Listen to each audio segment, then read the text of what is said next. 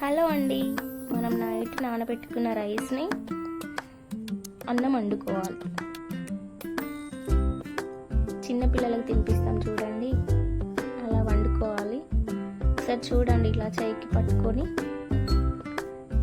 చూస్తే తెలిసిపోతుంది. చాలా సాఫ్ట్గా అవుతుంది.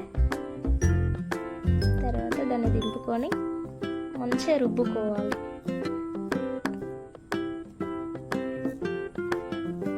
రుబ్బుకున్నాక అందులో కొన్ని నువ్వులు, ఓమా, సాల్ట్ వేసి మళ్ళీ ఒకసారి రుబ్బుకోవాలి. ఇది వేడి ఉన్నప్పుడే రుబ్బుకోవాలి, లేదు అని అంటే గట్టి అవుతుంది.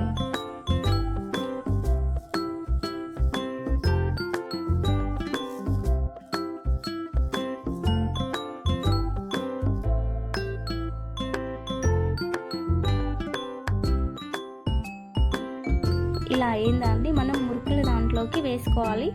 స్పూన్ తోటి వేసుకోవాలి, లేదు అంటే అది కాలుతుంది కదా, సైడ్కి అంటకుండా వేసుకోండి, ఎందుకంటే అది గట్టి పడుతుంది. గట్టి అవుతే వేయడానికి ఇబ్బంది అవుతుంది. మళ్ళీగా వేసుకోండి. వేసుకున్న తర్వాత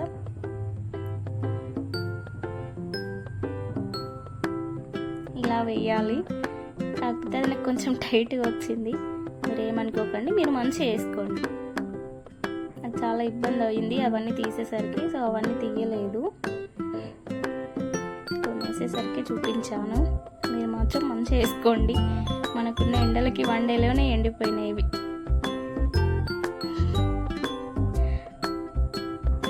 వీటిని మనం ఒకసారి చించి చూసుకోవాలి. చూసుకున్న తర్వాత మనం ఒకసారి ట్రై చేద్దాం చేసి. ఇలా ఆయిల్ పెట్టుకొని వేస్తే అయిపోతుంది.